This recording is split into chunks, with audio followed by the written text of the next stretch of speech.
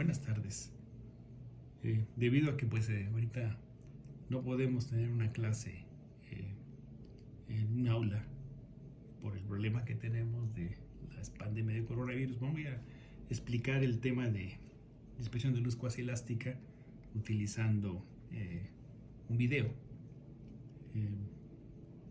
El último tema que habíamos visto en clase se refiere a la dispersión de luz o dispersión de luz estática para relacionarla con esta técnica que es paralela a la anterior.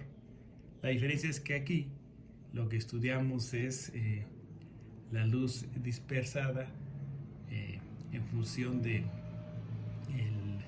campo eléctrico o la intensidad de luz difractada, y a partir de ellas extraemos información que nos da datos sobre, por ejemplo, el valor de radiodinámico o el coeficiente de difusión transversal, ¿verdad? Del D sub índice T, que es el movimiento tipo browniano que las moléculas tienen.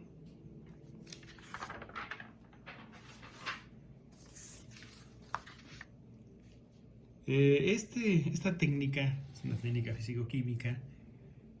Actualmente ya tiene, desde el punto de vista comercial, pues ya existen bastantes equipos que se venden. El día de ayer les pedí que vieran un video producido por la empresa Malvern, en la cual comercializa equipos que permiten hacer estudios de dispersión de luz dinámica.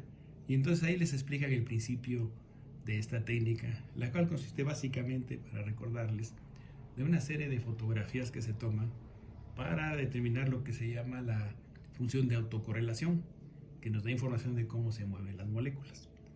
Esto en función del movimiento browniano. Estas son curvas de decaimiento y van a depender del tamaño de la partícula. Entonces, a partir de esa información, nosotros podemos obtener información valiosa de los materiales que estudiamos, de los polímeros que estudiamos. Vamos a hablar de las bases teóricas de esta técnica. Vimos en el tema anterior que la luz que incide sobre una muestra posee una componente que es el campo magnético y campo eléctrico. Entonces, tiene una componente de campo eléctrico, la cual la podemos representar por la ecuación que está en este triángulo, en este rectángulo, ¿verdad? Ahí se explica qué es cada térmico. Posteriormente tenemos la luz eléctrica que está dispersada, y estamos hablando de n dispersores en un volumen B, es una concentración, de tal manera que la ecuación que se establece después de la dispersión para el campo eléctrico que se dispersado o que se dispersa está dada por esta suma, donde estamos hablando de n dispersores. Entonces tenemos para cada dispersor un valor de A, una amplitud, y bueno, aquí va a haber un desfase con respecto al tiempo del valor de phi. Esta phi pues, se establece como la diferencia entre lo que es el valor de K aquí arriba dice es el vector de onda de la luz incidente menos el de la luz reflectada. Entonces está establecida por esta ecuación. Depende del tiempo y es relativo a una partícula que arbitrariamente la colocamos en el origen. El vector cuasi elástico es el que es representado por K. Es la diferencia entre lo que sería el vector K de la luz incidente menos el vector K de la luz dispersada. La aproximación cuantoelástica considera que lo que tenemos son magnitudes de tanto K0 como Ks iguales, y además es igual a 2pi por el índice de refracción, y dentro de la longitud de onda de la luz usada para hacer este estudio, de tal manera que la K pues está representada por esta expresión, ¿verdad? Voy a mostrarles el dibujo de este fenómeno. Este dibujo está aquí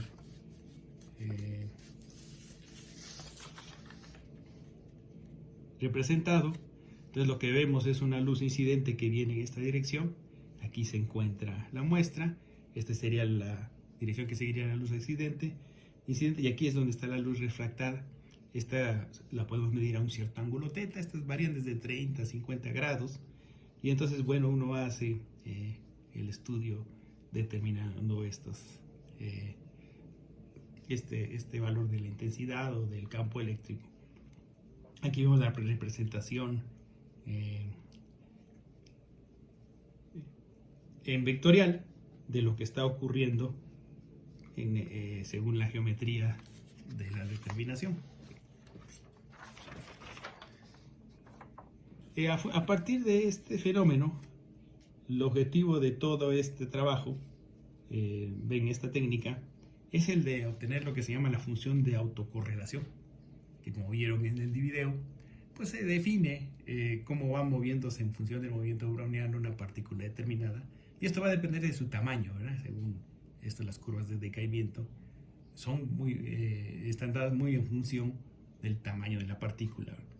Entonces, de tal manera que tenemos una expresión como esta si nosotros consideramos los campos eléctricos, o si hablamos de la intensidad de luz, entonces tendremos una expresión como la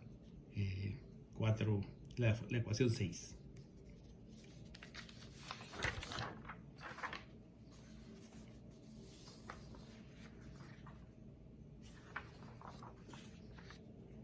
Esta función de autocorrelación también la podemos expresar por esa expresión 7.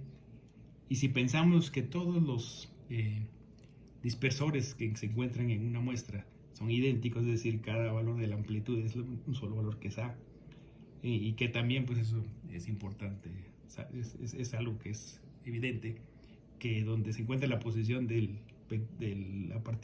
dispersor I no se correlaciona con el que está en la dispersión J, en la posición J. Esto es, si hablamos de una matriz, estamos hablando de que solo tienen términos lo que es la diagonal y lo que son los valores que están fuera de la diagonal, pues esos valen 0. De tal manera que aquí tenemos esta expresión 8 final, ya un poco simplificando la ecuación de arriba, para la función de autocorrelación. Esta función de autorregulación de fase puede darnos la información sobre lo que mencionamos anteriormente, que es el coeficiente de difusión translacional de subíndice T. Entonces, tenemos la expresión 9, en la cual lo que tenemos que hacer es resolver esta integral. Esta probabilidad de espacio-tiempo es definida. Entonces, para resolverla se usa lo que ustedes quizá hayan visto en otras materias. Vamos a ver más adelante si es que vamos a ver, por ejemplo, la autocentrifugación, la ley de Fick. Esta se usa, por ejemplo, para determinar cómo se libera un fármaco y otras aplicaciones en fisioquímica.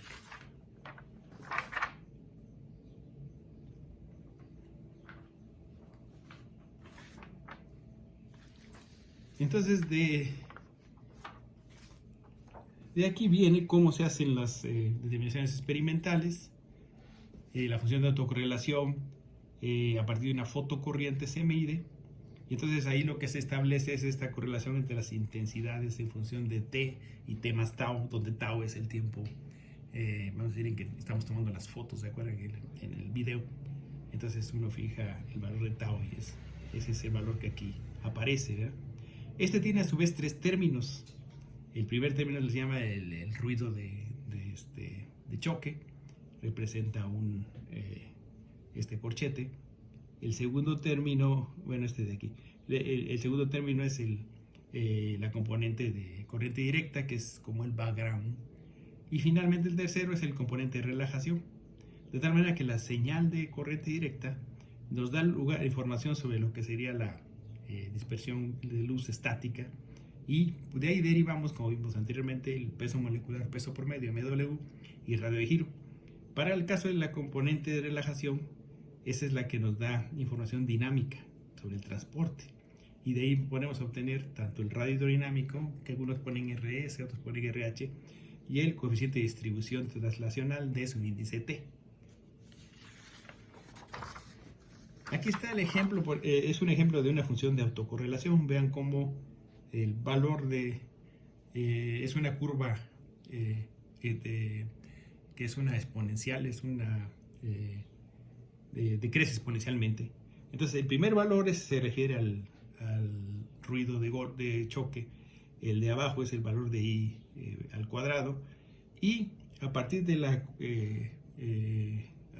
ajuste de curva de esa a una ecuación de esta gráfica a una ecuación a una ecuación exponencial, podemos obtener gamma y de ahí D. Hay que tomar en cuenta antes de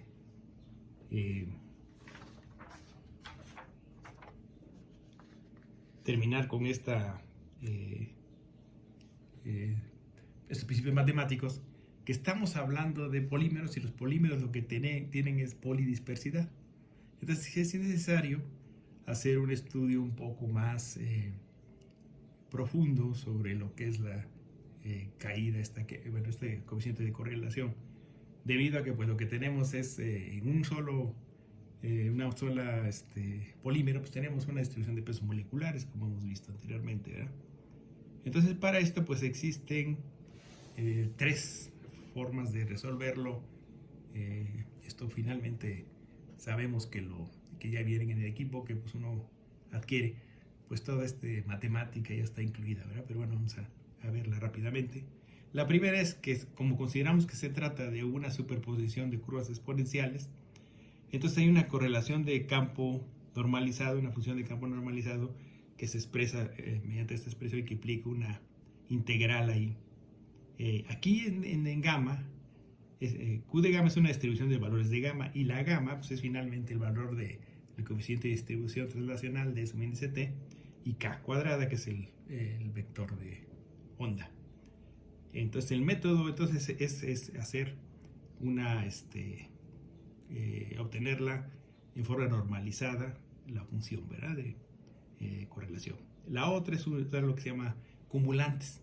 Entonces, en vez de usar esta gráfica de G contra T, usamos la gráfica del logaritmo de G contra T. Entonces hay una expresión que aquí tenemos, se hace una serie de Taylor, en la cual estamos hablando un poco de una gaussiana en general. Entonces la gamma finalmente viene a ser una integral, y esa integral finalmente da un valor de la coeficiente de difusión translacional, y su índice z, porque bueno, es el eje al cual se refiere el movimiento de traslación, y por el valor de k cuadrada. Hay otro término que se llama mu, y este mu tiene que ver con la amplitud de la distribución la polidispersidad o la distribución de pesos moleculares. Es como sería la anchura de la distribución, o también si hablamos de una distribución estadística, hablamos de la variancia, ¿no?, la distribución estándar. Entonces aquí está, esa es una expresión para calcular mu. Finalmente podemos usar algo más complicado, que es la transformada de Laplace, y pasar del dominio de G1t al dominio de Q, y así resolver las curvas.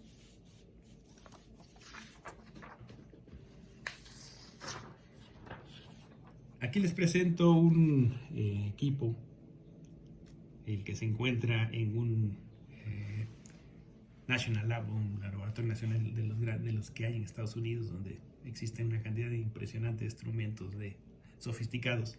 Este se encuentra en Brookhaven, y aquí vemos cómo está nuevamente la geometría. Ahora ya en función del instrumento vemos que está el láser a partir del cual se hace incidir sobre la muestra. Luego tenemos la cámara, aquí se encuentra la muestra en un baño de agua para que la temperatura sea constante. Uno puede hacer estudios a diferentes temperaturas, y el goniómetro nos va a ayudar a medir el ángulo al cual vamos a poner nuestro detector. Aquí le pusieron a 90 grados, pero realmente es algo que cambia, ¿verdad? Entonces aquí tenemos toda la geometría que se usa para este equipo, y finalmente esto se va a una computadora que está interfaceada con otra, y así se va a poder determinar estos valores, estas funciones de autocorrelación. Aquí hay un ejemplo de un polímero que tiene una distribución de peso molecular angosta. Verá, lo que tenemos es esta función de distribución, autocorrelación. Vemos cómo esta decae exponencialmente. Esta es la curva en logaritmos. Y aquí vemos que esto se estudia hasta 1000 microsegundos. Debe ser un valor de tau muy pequeño. Y aquí este es lo que se obtendría para un poliestireno que tiene un peso molecular de cerca de 200.000 en un disolvente que es el etilbenceno, usando una valor de tau de 10 microsegundos. Y el valor de teta, que como les comenté es el ángulo al cual uno mide la dispersión, es de 40 grados. ¿verdad? Entonces aquí está un ejemplo de una curva experimental.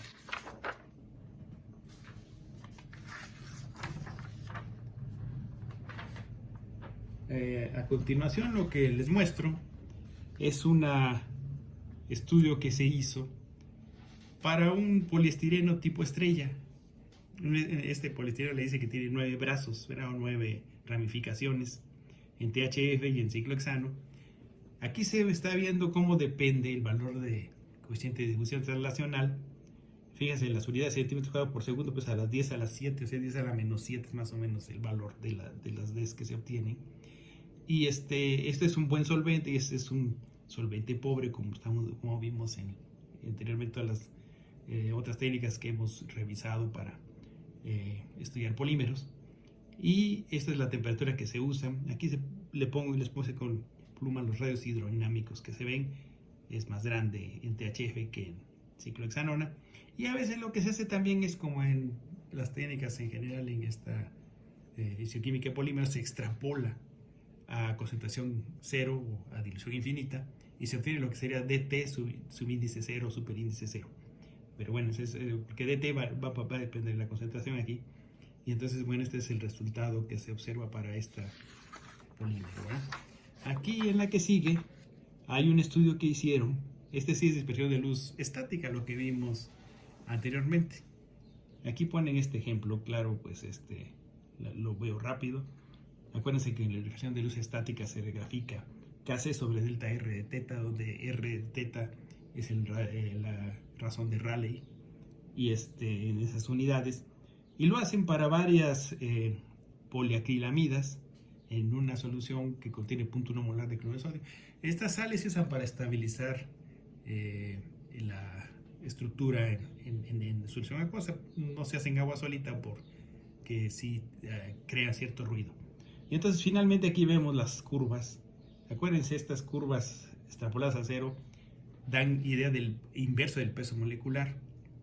Entonces, bueno, son ejemplos de dispersión de luz estática para esta muestra. Ahora, está aquí, vamos a verla.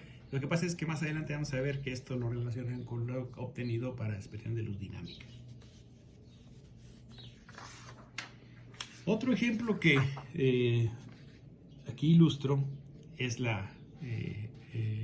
un estudio de también dispersión de luz estática para el poliestireno de 9 brazos en ciclohexano y en THF. Pero bueno, es parecida a la anterior. La diferencia, pues, ¿cuál será? No existe diferencia con la anterior, pero básicamente, bueno, sí, lo que pasa es que en la anterior lo que vimos es cómo varía el coeficiente de difusión translacional, y están estudiando la expresión de luz estática. Bueno, finalmente, este es las curvas que obtiene. Aquí, en esta figura que sigue, lo que estamos mostrando es las funciones de autocorrelación. Esto es para el caso anterior, el último que les di. Y hablamos de una curva como esta, en la cual está la gráfica de concentración o está la gráfica de logaritmo. Se deducen los valores, por ejemplo, de gamma punto, gamma con barra, que es igual a D subíndice T por K. Este valor de U cuadrada sobre gamma cuadrada, que tiene que ver con la polidispersidad. El valor de D aparente, la difusión, el coeficiente de difusión. Vean el valor de 2.09 por 10 a la menos 8. Y el radio hidrodinámico, 107.8 Armstrong, es más o menos la dimensión que tiene ese polímero, ¿verdad? Entonces, sí, estamos obteniendo datos muy interesantes usando esta técnica.